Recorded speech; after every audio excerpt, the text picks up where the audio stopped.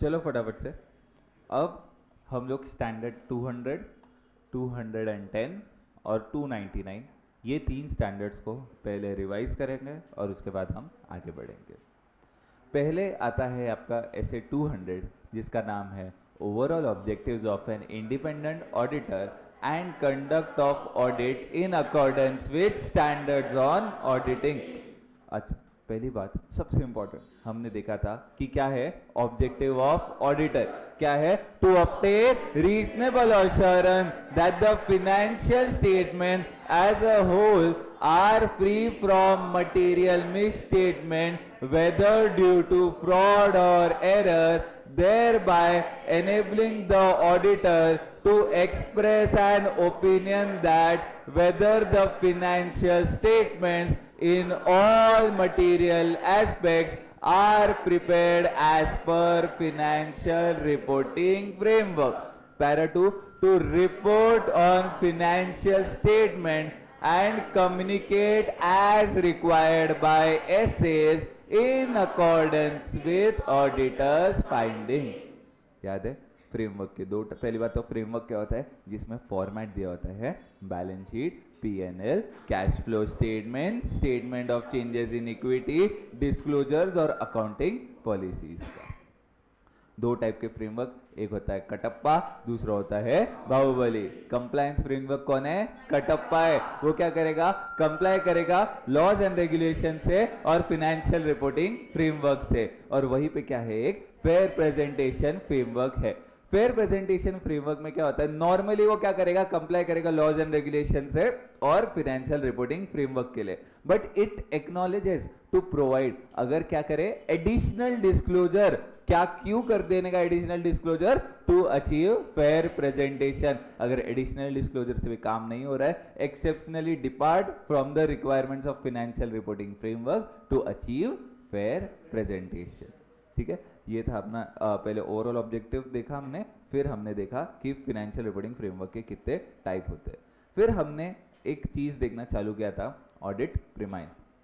Audit premise मतलब क्या होता है बच्चों? ऑडिट के अजम्पशन। तो यहाँ पे बोला गया है मैनेजमेंट और टीसीडब्ल्यूजी के क्या क्या रिस्पॉन्सिबिलिटी है। तो याद है ईशान गया था मैनेजमेंट के पास, सीसीएम के मैनेजमेंट के पास, और उसने बोला मैनेजमेंट फिनेंशियल स्टेटमेंट्स को फिनेंशियल रिपोर्टिंग फ्रेमवर्क के हिसाब से बनाना आपकी जिम्मेदारी है। इंटरनल कंट्रोल को डिजाइन, इंप्लीमेंट, मेंटेन करना मैनेजमेंट आपकी जिम्मेदारी है। फिनेंशियल स्टेटमेंट को प्रिपेयर करना which are free from material misstatement whether due to fraud और एरर, मैनेजमेंट आपकी जिम्मेदारी है। मुझे जो ऑडिटर है उसको जो भी इंफॉर्मेशन चाहिए relating to records and documents वो देना आपकी जिम्मेदारी है। मुझे जो भी एडिशनल या अदर इंफॉर्मेशन चाहिए मैनेजमेंट और टीसीडब्ल्यू से वो देना आपकी जिम्मेदारी। और आप सबका favourite, unrestricted access to those within the entity from whom auditor wants to gather audit evidence। ठीक है, इसके बाद हमने देखा था प्रोफेशनल स्केप्टिसिज्म। प्रोफेशनल स्केप्टिसिज्म मतलब ऑडिटर कैसा रहेगा? अलर्ट रहेगा। वो अलर्ट रहेगा। अभी उस पे क्या था याद है आपको? अपना मुंबई अहमदाबाद, अहमदाबाद मुंबई। पहली बात तो audit evidence that contradicts other audit evidence obtain, information that brings into question the reliability of document and responses to inquiries. फिर उसके बाद कंडीशन दैट में इंडिकेट पॉसिबल फ्रॉड, और आखिर में circumstances that suggest the need of audit procedure in addition to those required by SA. याद है पहला पॉइंट मुंबई अहमदाबाद, फिर वो लग रहा था कि ये फेक डॉक्यूमेंट्स है, फिर लगा कुछ फ्रॉड है, इसलिए क्या किया? जीएसटी नंबर चेक किया था। इससे बेनिफिट क्या होगा? प्रोफेशनल स्केप्टिसिज्म से रिस्क कम हो जाएगी तीन चीजों की, overlooking unusual circumstances, overgeneralizing when drawing conclusion from audit observations, using inappropriate assumptions in determining nature, timing and extent of audit procedures and evaluating results thereof। ठीक है, इसके बाद हमने कुछ इनहेरेंट लिमिटेशंस ऑफ ऑडिट देखना चालू किया था। इनहेरेंट लिमिटेशन मतलब ये तो रहने ही वाले है। ऑडिटर क्या कभी ऑडिट रिस्क को जीरो कर सकता है क्या? नहीं, वो रिड्यूस कर सकता है, पर ऑडिट रिस्क को कभी भी जीरो नहीं कर सकता। क्यों नहीं कर सकता? क्योंकि क्या है, इनहेरेंट लिमिटेशंस ऑफ ऑडिट है। क्या है इनहेरेंट लिमिटेशंस ऑफ ऑडिट? फटाफट से देखते। पहला आएगा nature of financial reporting, subjective decisions रहते हैं और क्या होती है, अनसर्टेनिटी वहां पर होती है। नेचर्स ऑफ ऑडिट प्रोसीजर में 3 थे। मैनेजमेंट मुझे इंटेंशनली या अनइंटेंशनली कंप्लीट इंफॉर्मेशन नहीं प्रोवाइड करेगा। फ्रॉड जो है sophisticatedly and carefully organise scheme से हो सकता है, और ऑडिट जो है ना वो इन्वेस्टिगेशन नहीं है। अब इसके बाद ऑडिटर को क्या करना पड़ता है, एक बैलेंस मेंटेन करना पड़ता है कॉस्ट और बेनिफिट के वजह से। कुछ ना कुछ रिलेटेड पार्टी एग्जिस्ट, ट्रांजैक्शन हो ही सकते हैं, फिर लॉज एंड रेगुलेशंस का कुछ नॉन कंप्लायंस हो ही सकता है, और आखिर में फ्यूचर इवेंट्स जो गोइंग कंसर्न को खतरे में डाल सकती है एंटिटी के। हाँ, फ्रॉड का एक कल्यूजन वाला point involving senior management. Very good, very good, very good. ठीक है, तो ऐसे अपना शायद ऐसे 200 हुआ था खत्म। अब नेक्स्ट स्टैंडर्ड पे बढ़ते हैं जिसका नाम है ऐसे 299। ठीक है, सॉरी, पहले 210 कर लेते, फिर 299 कर लेंगे। अभी दरवाजा खोल दे बेटा।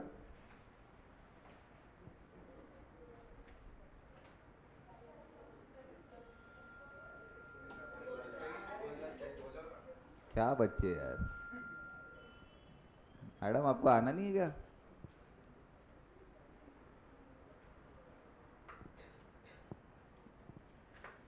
मनसो आज क्या बहाना बेटा? किधर ट्रैफिक थी आज? आज कहाँ ट्रैफिक थी? क्या उठा नहीं? अरे बाप रे, जेन्युइन रीजन। चलो फटाफट से अभी ऐसे 210 का रिवीजन चालू करते हैं। ऐसे 210 में अगर हम पहला इंपॉर्टेंट बात करें वो था pre conditions to the audit.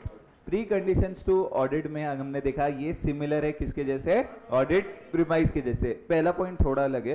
पहला पॉइंट ये है कि ऑडिटर ने देखना चाहिए क्या फिनेंशियल रिपोर्टिंग फ्रेमवर्क एक्सेप्टेबल है या नहीं। पहला क्या देखेगा, क्या फिनेंशियल रिपोर्टिंग फ्रेमवर्क एक्सेप्टेबल है या नहीं।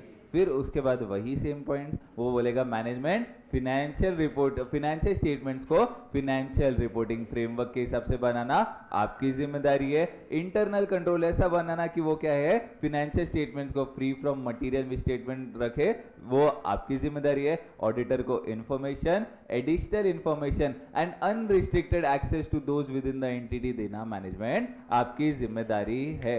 इधर ध्यान दो, मैं रिवीजन लेने में मेरे को मजा नहीं आ रहा है, मैं आपके लिए ले रहा हूं।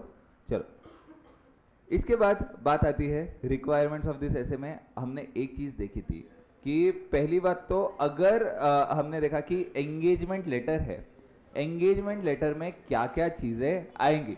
पहले तो objective and scope of audit, responsibility of auditor, responsibility of management, identification of applicable financial reporting framework और reference to the expected content and form of audit report.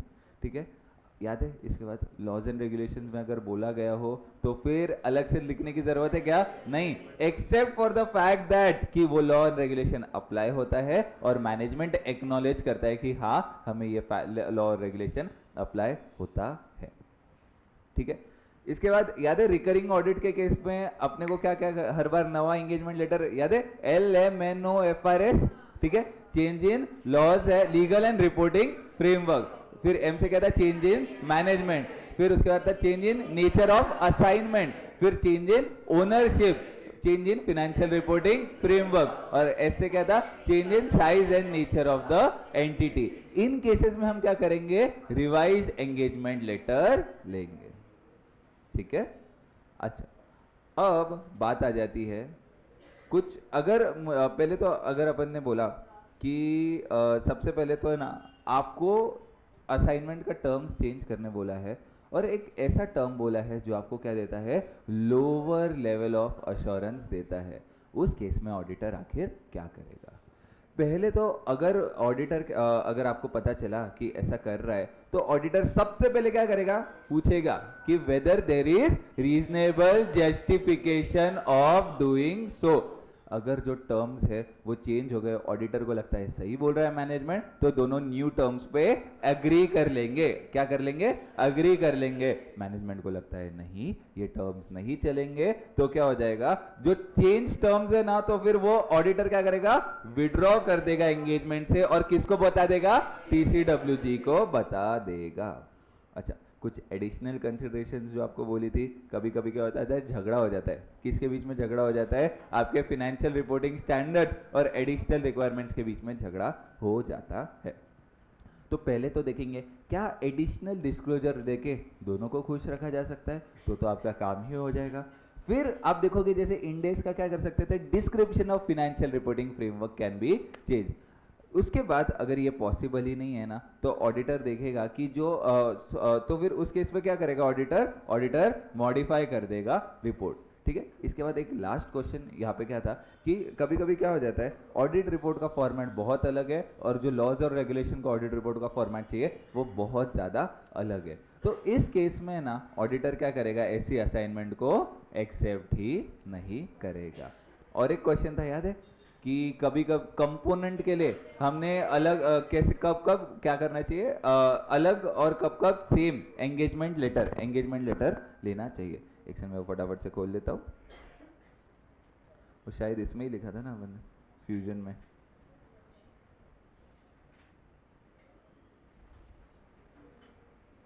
अरे यार ये इसमें भी 2 हो गए क्या,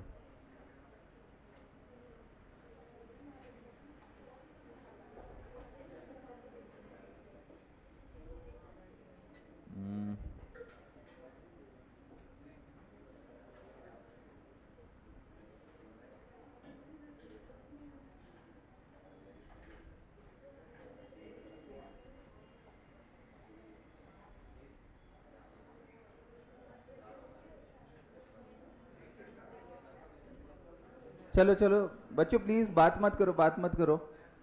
चलो अब बात क्या आ जाती है, जो एंगेजमेंट लेटर लेना है वो कंपोनेंट के लिए, संस्कृति मैडम बेटा प्लीज ध्यान दो यहाँ पे।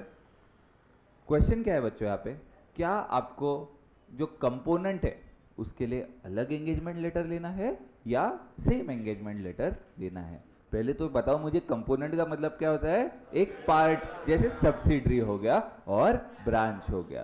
तो इस केस में अपन क्या क्या चीजें देखेंगे, पहले तो अपन देखेंगे 3 लोगों की बात।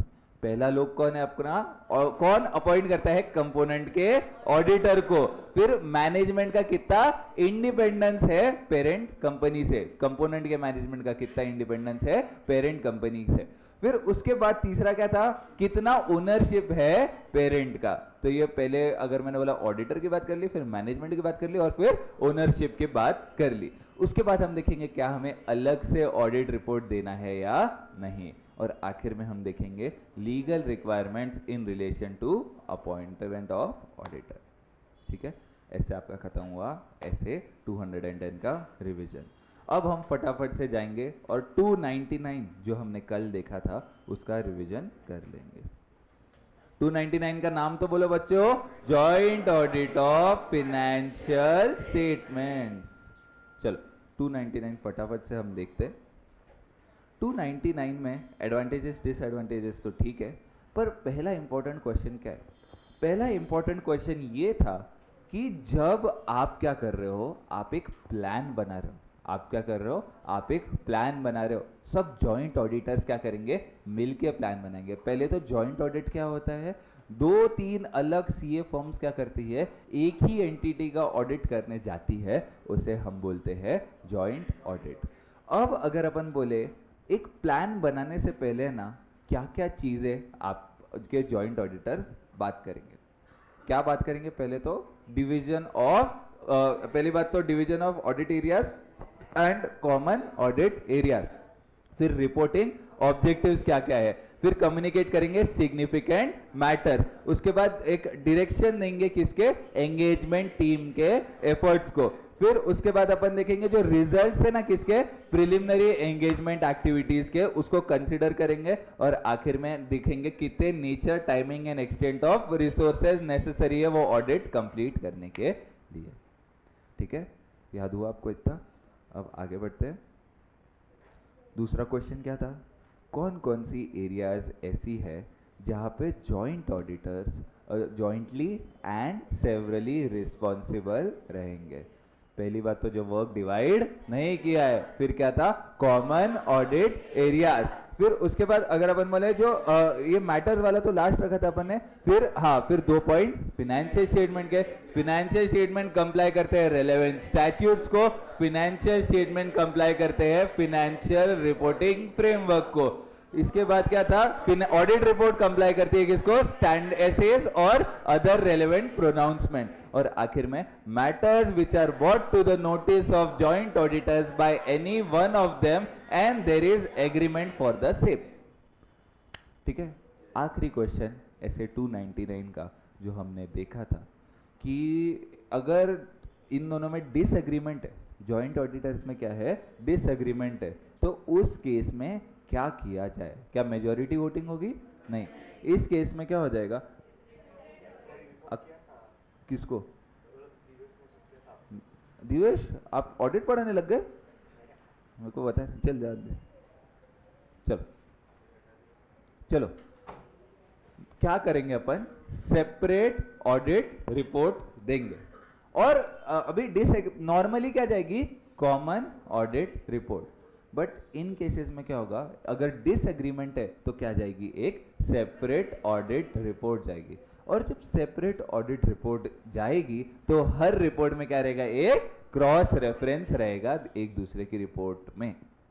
ठीक है, अब एक जस्ट लास्ट टाइम था, लास्ट 1-2 पॉइंट्स, एंगेजमेंट लेटर क्या जाएगा, एक जाएगा, अलग अलग जाएगा, एक जाएगा, कॉमन एंगेजमेंट लेटर जाएगा। और आखिरी पॉइंट यहाँ पे जो एक इंपॉर्टेंट था एमसीक्यू पॉइंट ऑफ व्यू से, जो वर्क डिस्ट्रीब्यूशन वाला अग्रीमेंट रहेगा वो मेजॉरिटी साइन करेंगे कि all joint auditor, all joint auditor sign करेंगे। 17 minutes 3 standards on auditing revise, 17 minute में 3 स्टैंडर्ड्स आपके रिवाइज हो गए, जिसको अपने को इतने 5-6 दिन लग गए और ऐसे लगा कि मैंने बहुत फास्ट करा है। 17 मिनट में पूरे 3 स्टैंडर्ड आपके हो गए। तो इसको मैं अलग से रखता हूँ, मतलब आपको ऐसे 3 स्टैंडर्ड्स की रिवीजन मिल जाएगी।